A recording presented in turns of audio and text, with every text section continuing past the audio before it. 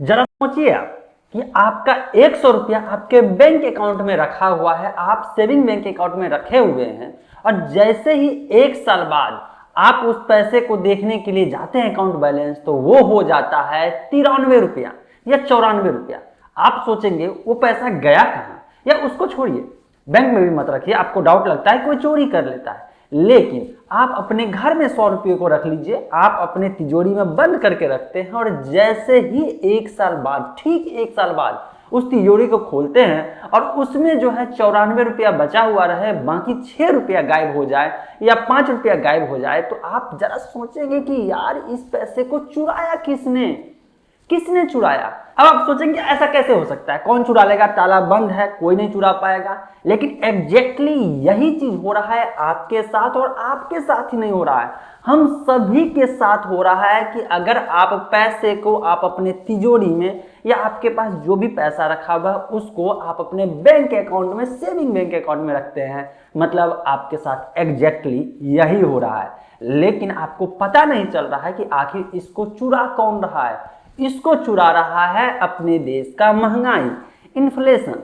कैसे चुरा रहा है समझते हैं, लेकिन इस वीडियो का मेन मकसद है कि आपको अपने पैसे को इन्वेस्ट क्यों करना चाहिए, मतलब कि आखिर ऐसा कोई रीजन, सॉलिड रीजन आपको जब समझ में आ जाएगा तभी आप इन्वेस्ट करेंगे। क्योंकि जनरली मैंने देखा है अपने आसपास के लोगों में या अपने एज ग्रुप के लोगों में, जिनको अगर इन्वेस्टमेंट के बारे में समझ नहीं है, जानकारी नहीं है, वो गलती क्या करते हैं, या तो उस पैसे को कैश में अपने पास तिजोरी में बंद करके, लॉकर में बंद करके रखते हैं। उनको लगता है कि उनके लॉकर में इतना पैसा है और 1 साल 2 साल बाद जब जरूरत पड़ेगा तो इसका इस्तेमाल करेगा बहुत बड़ा काम करने में, और या नहीं तो वो अपने बैंक अकाउंट में रखते हैं, सोचते हैं कि 2-3% तो साल में ब्याज दे ही देगा। चलिए समझते हैं कि आखिर क्या रीजन है जिसके कारण आपको आज से ही इन्वेस्टमेंट शुरू कर देना चाहिए।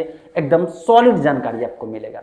सबसे पहला जो फैक्ट मैंने अभी थोड़ी देर पहले बताया कि अगर आप अपने पैसे को इन्वेस्ट नहीं कर रहे हैं, किसी भी रूप में नहीं कर रहे हैं, मतलब आप अपने पैसे का वैल्यू लूज कर रहे हैं। कैसे लूज कर रहे हैं समझने से पहले आपको दूसरा पॉइंट समझाना चाहता हूं कि अगर आप पैसे से पैसे कमाना चाहते हैं, बहुत सारे लोगों के दिमाग में रहता है कि पैसे को ग्रो करना है, बढ़ाना है, तो ऐसे में अगर पैसे से पैसे कमाने का सबसे बढ़िया तरीका है कि आप अपने पैसे को या तो किसी बिजनेस में लगा दीजिए और उस बिजनेस को बहुत आगे मतलब मेहनत करके बढ़ाइए, आपका पैसा बढ़ जाएगा क्योंकि बिजनेस ग्रो कर गया। नहीं तो दूसरा यही तरीका है कि आप उस पैसे के, आपके पास जो भी पैसा है उसको कहीं सेफ जगह पे इन्वेस्ट कर दीजिए, पैसा ग्रो करना शुरू हो जाएगा। सिंपल सा फंडा है यहाँ पे भाई साहब कि अगर आप पैसे का इस्तेमाल नहीं करते हैं तो उसी समय पैसे का वैल्यू लूज कर जाता है। और ये पॉइंट जो है समझने के लिए आपको मैंने जो पहला पॉइंट बताया कि आप अपने तिजोरी में बंद करके पैसे को रखते हैं तो आपका पैसा कम हो जाता है, कोई चुरा लेता है। कौन चुराता है? तो महंगाई। कैसे समझते हैं? सिंपल सी बात है कि अगर मैंने बार बार बताया है कि अगर मैं आपके सामने कोई सामान रखूं, सपोज दैट कि ये प्रोडक्ट है और इस प्रोडक्ट का दाम जो है 100 रुपया है, लेकिन अगले साल जो है इस प्रोडक्ट का दाम अगर 106 रुपया हो जाता है, मतलब 106 रुपीज हो जाता है, तो ऐसे कंडीशन में आपके पास पहले से पैसा रखा हुआ है और जब मार्केट में 100 रुपया लेकर के जाएंगे तो पता चलेगा इसका प्राइस तो बढ़ गया। मतलब जो 1 साल पहले ये 100 रुपीज में मिल रहा था, नेक्स्ट ईयर ये 106 रुपीज में मिल रहा है। इट मीन्स क्या है कि आपने पैसा रखा अपने तिजोरी में, रखा रह गया, लेकिन इसका पैसा मतलब वैल्यू बढ़ गया, जिस कारण से आपका पैसे का वैल्यू घट गया। लेकिन अगर उसी पैसे को जो आप तिजोरी में बंद करके रखे हुए हैं, सोचिए कि कहीं सेफ जगह इन्वेस्ट किए रहते, अगर आपका पैसा इन्वेस्ट किया हुआ रहता है तो उस पैसे का भी वैल्यू बढ़ रहा होता। 1 साल में नहीं तो कम से कम जो है मिनिमम 10% बढ़ता ही बढ़ता है अगर रखते तो। सोचिए कि आपका पैसे का वैल्यू कितना हो जाता है, जब तक इसका पैसे का वैल्यू 106 रुपया मतलब 106 रुपये 106 रुपये होता, तब तक आपका पैसा हो जाता 110 रुपीज के बराबर। मतलब यह है कि अभी के कंडीशन में, 1 साल बाद के कंडीशन में अगर इसको प्रोडक्ट को परचेज करने चलते हैं, फिर भी आपके पास एक्स्ट्रा पैसा जो है बच जाता, 4 रुपीज बच जाता है यहाँ पे। मतलब क्या है कि आपके लिए बेहद जरूरी है कि आपके पास जो भी पैसा है उसको सही जगह इन्वेस्ट करें। अगर आप नेक्स्ट पॉइंट की तरफ चलते हैं कि आखिर क्यों इन्वेस्टमेंट करना चाहिए, तो अगला पॉइंट आता है आपका रिटायरमेंट।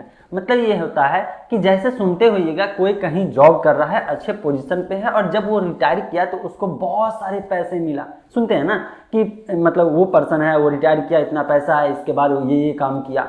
तो आप सोचते होंगे कि अगर आप मान लीजिए कि कहीं जॉब नहीं कर रहे हैं, आप अपना काम कर रहे हैं या जो भी काम कर रहे हैं, आपको भी मन है कि जब आप रिटायर होंगे और रिटायर होने के बाद आपके पास भी 1 करोड़ रुपया है, तो बढ़िया तरीका है कि आप अपने पैसे को अभी से इन्वेस्ट करना शुरू कर दीजिए। छोटा छोटा अमाउंट में इन्वेस्ट करिएगा। एक समय ऐसा आएगा जब आप 60 के पार करेंगे, उस समय आपका इन्वेस्टमेंट का जो पोर्टफोलियो होता है, मतलब कि इतना पैसा आप इन्वेस्ट कर चुके होंगे और कंपाउंड इंटरेस्ट के कारण उस पैसे का जो ब्याज होगा इतना ज़्यादा हो चुका रहेगा, आप इमेजिन भी नहीं कर सकते हैं। और वो जो बंदा अगला बंदा रिटायर करेगा, उससे ज़्यादा पैसा आप रिटायरमेंट के समय पाएंगे। ये हो गया। अगला जो होता है इन्वेस्टमेंट करने का रीजन, वो होता है कि आप टैक्स को बचा सकते हैं। मतलब बहुत सारे ऐसा स्कीम है इन्वेस्टमेंट में जहां पे अगर आप इन्वेस्ट करते हैं तो आपको उस पैसे पे टैक्स नहीं देना पड़ता है, डिडक्शन होता है। और बहुत सारे ऐसे इन्वेस्टमेंट सरकारी स्कीम भी रहता है जिसमें अगर आप इन्वेस्ट करते हैं तो जिस समय आप वो पैसा निकालेंगे, मतलब मैच्योर होगा पैसा, उसके बाद जो है आप उस पैसे का जो ब्याज मिलेगा, जो बेनिफिट और प्रॉफिट मिलेगा उस पैसे का, वो पैसे पे भी मतलब कि जो टैक्स होता है वो नहीं देना पड़ता है। तो ये आपको समझना पड़ेगा कि आखिर जो है पैसे का इन्वेस्टमेंट करना है तो किस ढंग से करना है और आपका मकसद क्या होना चाहिए। मैं पहले ही बोल देता हूँ भाई साहब, जब इन्वेस्ट करने की तरफ चलते हैं ना, तो उस समय आपके दिमाग में ये जरूर होना चाहिए कि जो इन्वेस्टमेंट करने का क्राइटेरिया है वो देख करके इन्वेस्ट करिएगा। नहीं तो ऐसा ना हो कहीं ऐसे जगह इन्वेस्ट कर दें जहां पे पैसा लगाए 100 रुपये और बाद में उस पैसे का वैल्यू हो गया 5 रुपये, उल्टा हो गया, मतलब 95 रुपया गया। तो ऐसा भी नहीं होना चाहिए। और मैं आपको अभी भी बोल रहा हूं कि आपका पैसा अगर बैंक में रखा हुआ है तो कितना परसेंटेज ब्याज देगा? बहुत होगा 3% और 4%। और जरा इंटरनेट पर सर्च करिएगा कि इस साल का जो है इन्फ्लेशन रेट कितना रहा, मतलब महंगाई दर कितना रहा या पिछले साल का कितना रहा, पूरा रिकॉर्ड उठाइए और फिर सोचिए कि अगर आपको 3% मिल रहा है और सपोज दैट की महंगाई दर हो गया 6% हो गया, मतलब आपका पैसा बैंक में रखने पे ब्याज मिलने के बावजूद आपके पैसे में 3 रुपये का कमी हो रहा है, 3% का कमी हो रहा है, वो भी हर साल हो रहा है। और महंगाई दर फ्लक्चुएट करते रहता है सिचुएशन के अनुसार। आप खुद अपने आसपास देखिए ना यार, मतलब कि 1 साल पहले जो प्रोडक्ट का दाम था उसका दाम लगभग जो है 1.5 गुना ज़्यादा हो गया है। तो ऐसे में सोचिए कि जो लोगों के पास कमाई का सोर्स जो है फिक्स सोर्स है, तो वो ऐसे में क्या करेंगे? इनके लिए सबसे बढ़िया टिप्स है। इसीलिए मैं चाहता हूँ कि अगर आपको लगा हो कि हाँ यार इन्वेस्टमेंट हर एक इंसान के लिए जरूरी है, जिनके पास रियली में पैसा आ चाहे मतलब कि छोटा अमाउंट हो, कम अमाउंट हो, लेकिन अगर आ रहा है तो उनके लिए बेहतर है कि उसी अमाउंट का परसेंटेज माइंड में सेटअप कर ले और उस पैसे को सही जगह इन्वेस्टमेंट करना शुरू कर दे।